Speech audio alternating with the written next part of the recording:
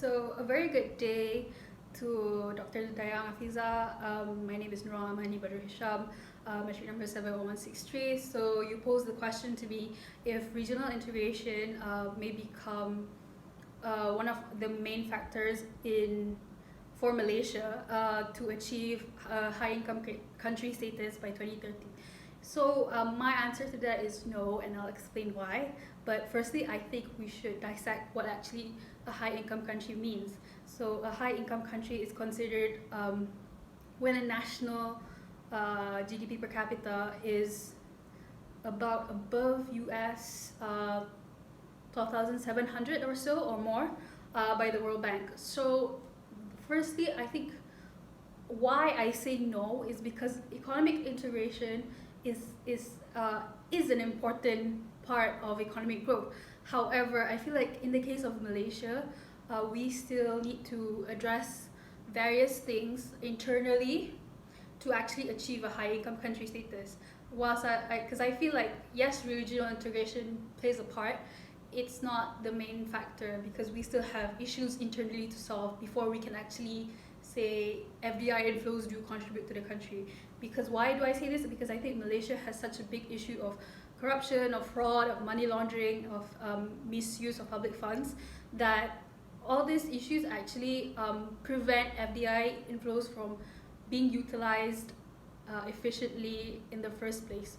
So it doesn't really matter if we have a lot of economic growth and a lot of FDI inflows, because these investments are not being felt by the taxpayers, the average people on the ground. They're not getting the gains from these investments that's coming into the country.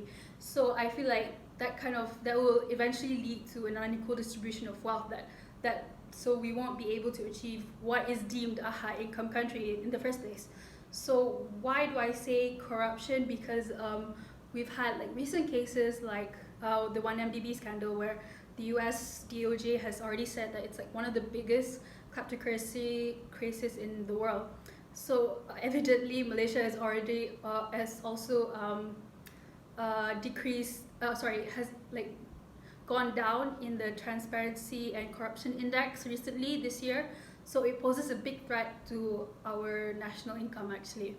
So what are my suggestions for curbing corruption and fraud is firstly, I think we need to make government spending as transparent as possible, because yes, we already do have great economic cooperation and regional integration in the first place. We have ASEAN, we're involved with China's One Belt One Road.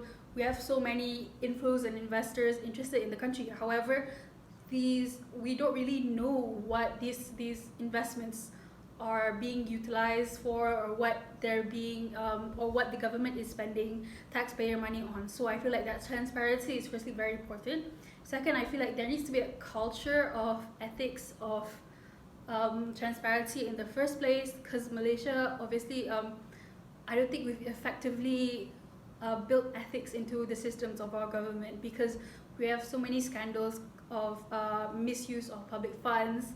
There needs to be some kind of reporting standard. There needs to be more action. There needs to be a personal ethical means to transparency and checks and balances, because clearly with all these scandals happening, and that's just the cases that we do know of corruption. We don't really know what other cases there might be. So there's a lack of clarity in all these transactions. And thirdly, my third suggestion would be to prosecute criminals who do this harshly, because I feel like we do go soft on criminals who commit corruption and misconduct of public funds in the first place.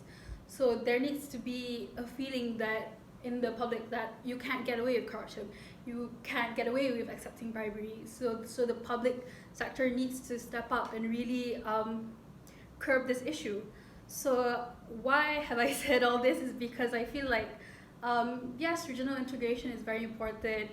We need FDI inflows, we need investors obviously, but it doesn't really matter if we have a lot of investors, a lot of investment going into the country, but this money is not equally distributed amongst people, because the going back to what a high income nation is, it's a nation that where it's a per capita of people earning a specific amount of money. So even if we become a country where there's a lot of FDI inflows, however, if we don't distribute this wealth equally, we will just be another country that's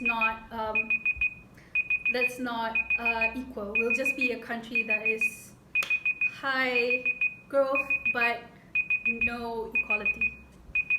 Thank you.